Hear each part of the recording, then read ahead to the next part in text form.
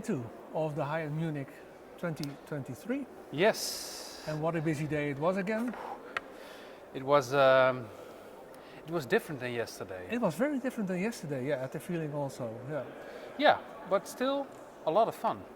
Very much fun, because we started the day and we bumped into Manfred, the designer of Physic. Yeah, that was fun.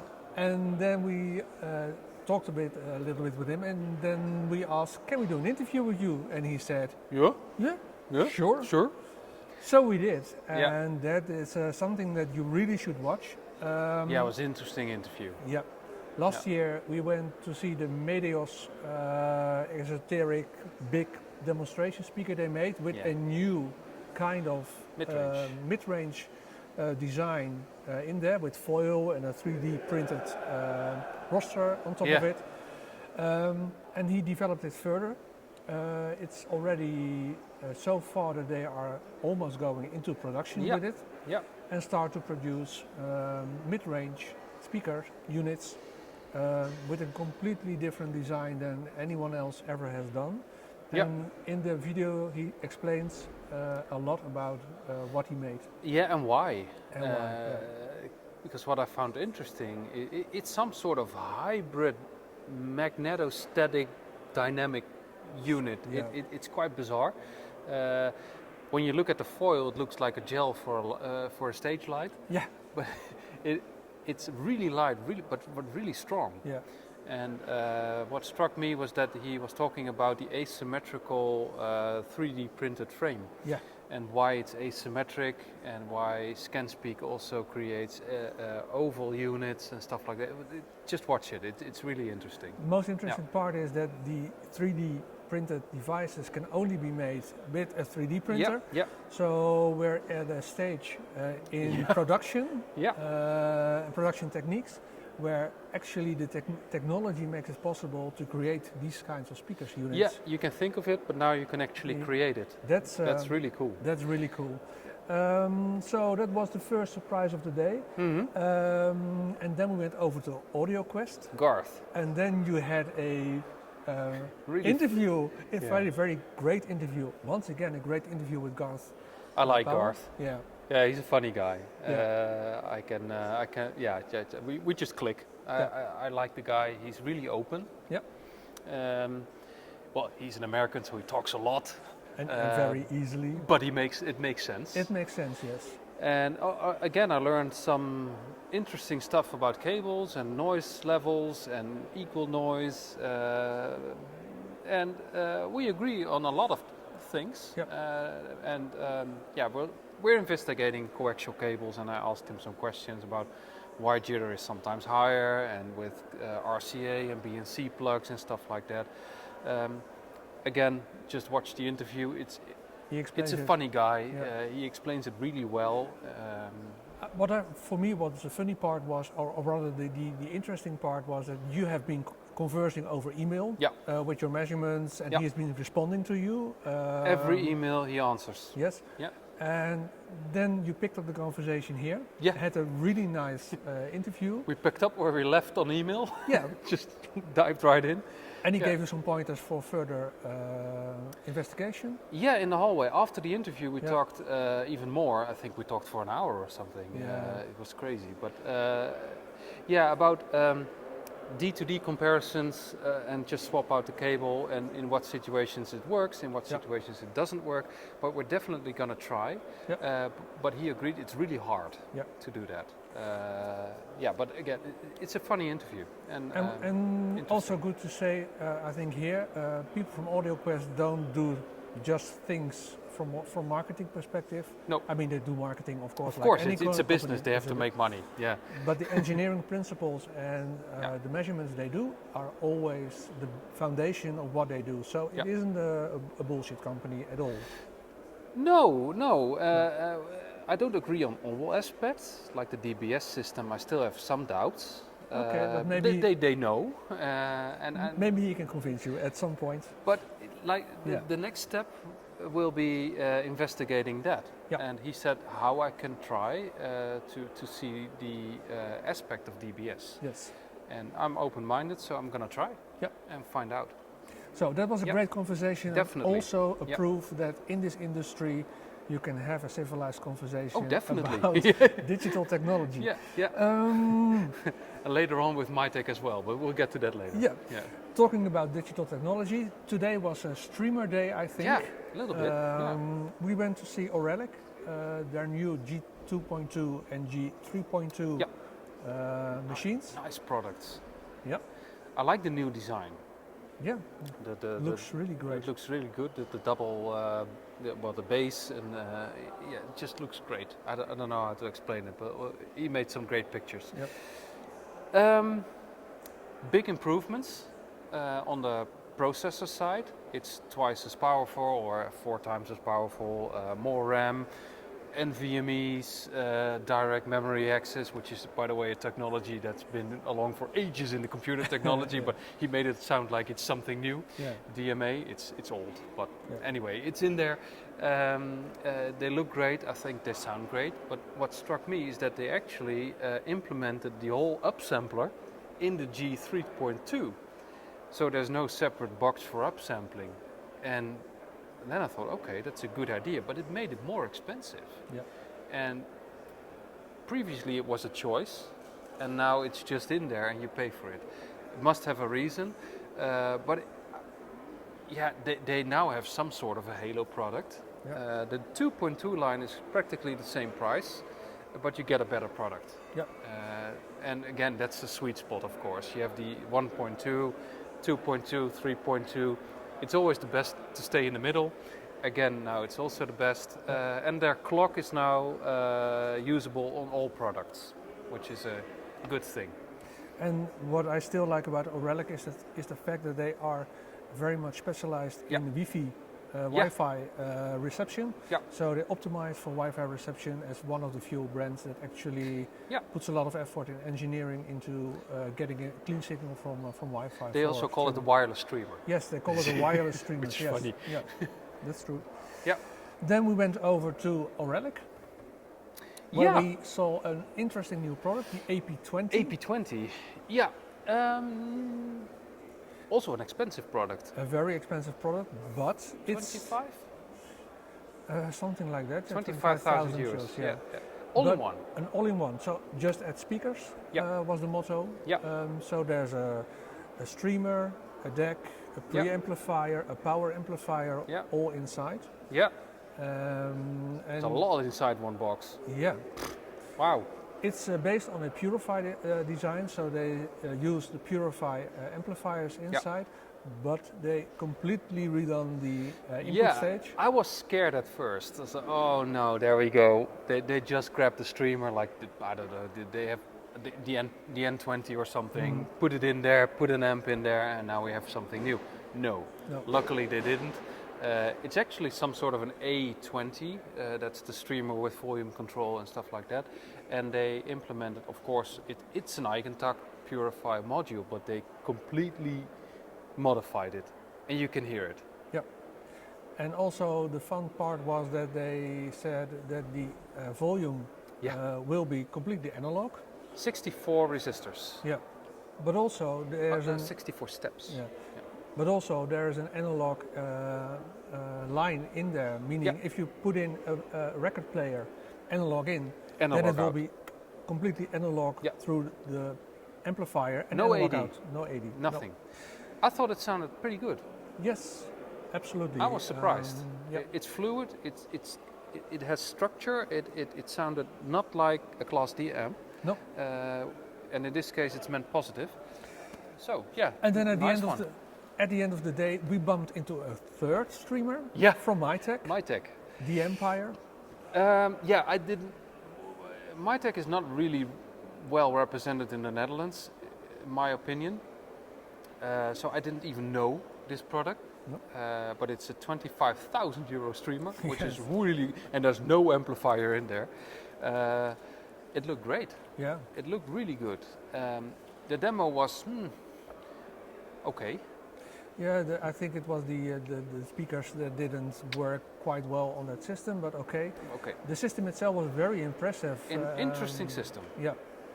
With a special separate computer for the room core, then a computer for their Mytek processing part. Yeah, the whole DSP stuff was on a separate board. Streamer with DAC, Yeah. preamplifier as well, I think. Yeah, you only need power amplifiers. Yeah. Which is also a theme which we see a lot.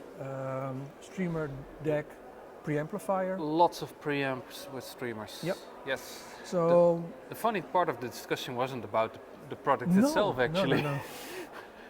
We were really off topic, talking about the influence of computers and streaming, and they had a separate computer for the Rune core and a separate computer for the processing part, and said, yeah, why do you do that? Because it's the same ones and zeros.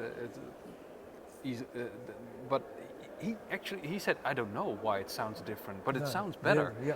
And that's something that a lot of producers are actually investigating right now, why it needs a separate computer. Grimm does the same. Yep. And Aurelic also does the same. Yep. If you look at it from a certain perspective. So there must be something going on inside processors, and there's more than ones and zeros. When we were here last year, we talked about digital technology and the fact that we're still in the progress of digital technology. We're still not there. I mean, looking at vinyl and analog hi-fi, which has decades of experience right now, then digital is still in its early puberty, I think. Yeah, especially streaming. I mean, CDs can sound great nowadays. But that's Niagara, what? Yeah, that was CD. That was CD, and it's almost 50 years already in technology. Yeah. Streaming is much younger in its puberty, I think. Yeah. And you see that big strides are being made by different producers right now, and all of them tend to converge on the same solutions. Yep, separate the processing board and the server, and it's still an exciting space to watch. Absolutely.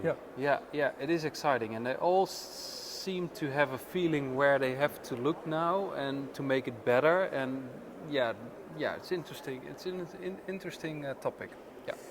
So that was for the streaming part of what we saw. Then we visited two different loudspeaker manufacturers.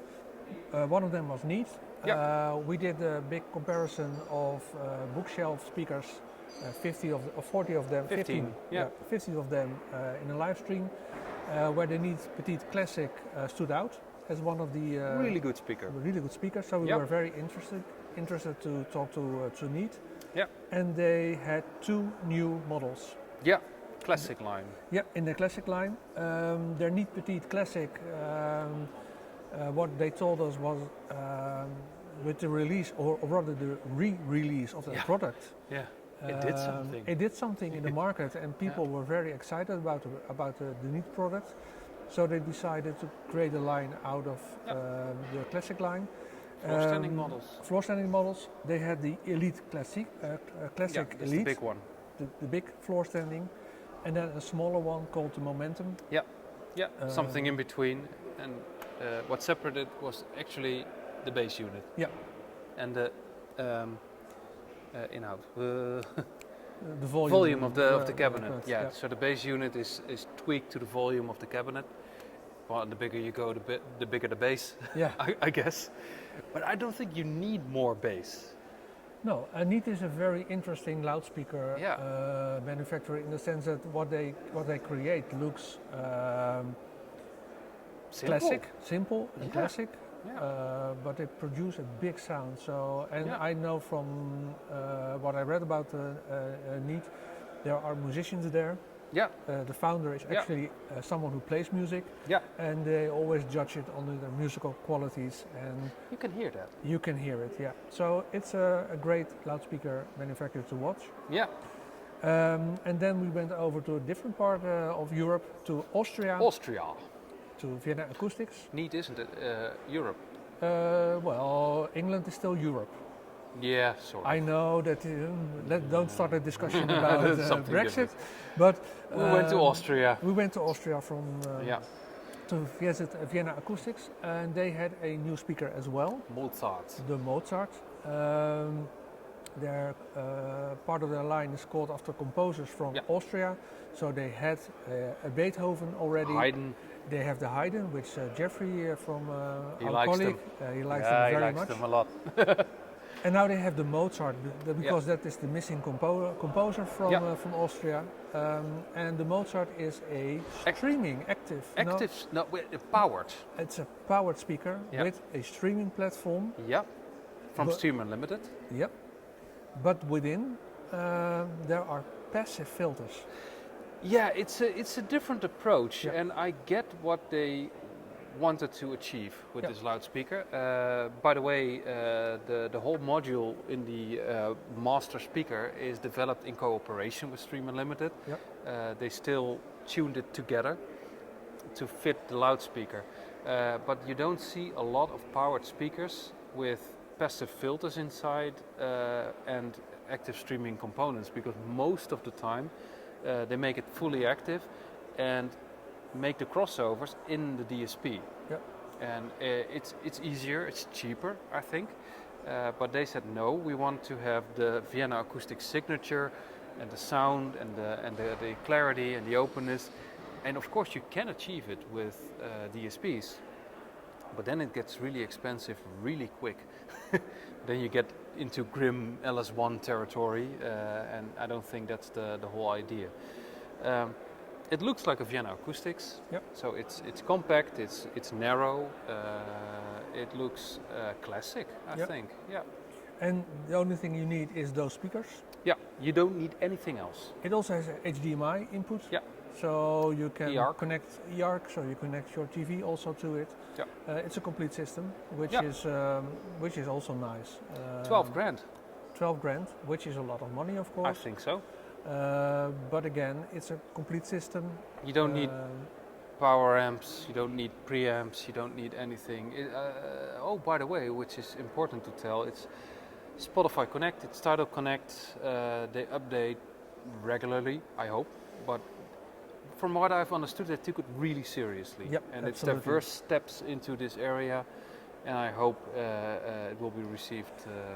That's one part of the digital progress that I expected to go much faster and further. That there were more serious loudspeakers completely integrated, like the Dynaudio Focus that we saw last year. But they're getting there very slowly. So it's hard, from what I understood, because I asked him what was the main hurdle to conquer, and he said, "Yeah, the digital world is so fast. You start developing 6 years back."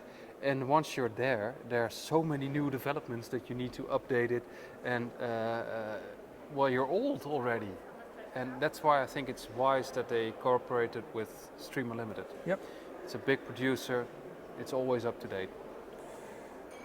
So those were the interviews and the big things that we visited, but we also visited some smaller rooms and in between, and we talked to a lot of people. We bumped into a lot of people once again. So we that's talked always a lot. nice. Yeah, we talked a lot. One of the people that we visited was Yeti, Thijs from Yeti. I think it's pretty cool that a guy from Holland building filters is actually working together with a brand like Esoteric. Yeah, that's the 6 o'clock bell. Signal. Then we also visited next to Yeti, who was demoing with Esoteric, Pink Faun and MSD, another Dutch company working with a big brand. I couldn't stop talking. Pink Faun is quite a nerdy company. Yeah. And MSB, of course, as well, with their beautiful decks. I love MSB decks.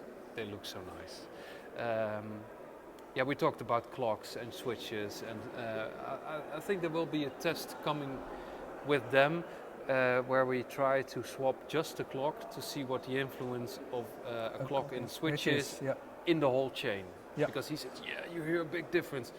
I'm still very skeptical on that part, but we'll find out. We'll find out. Yeah. And then, in all those busy work that we did, we had one moment of complete rest, which was the Niagara demo, of course. Because the Western Electric demo was loud. Yeah, so we had the Western Electric demo, which was the big horn speakers Yeah. playing at a volume. You measured it. 97 decibels on the listening chair. The crazy thing was You could still talk. we could still converse It while was Led ridiculous. Zeppelin was screaming over the horn speakers. Amazing.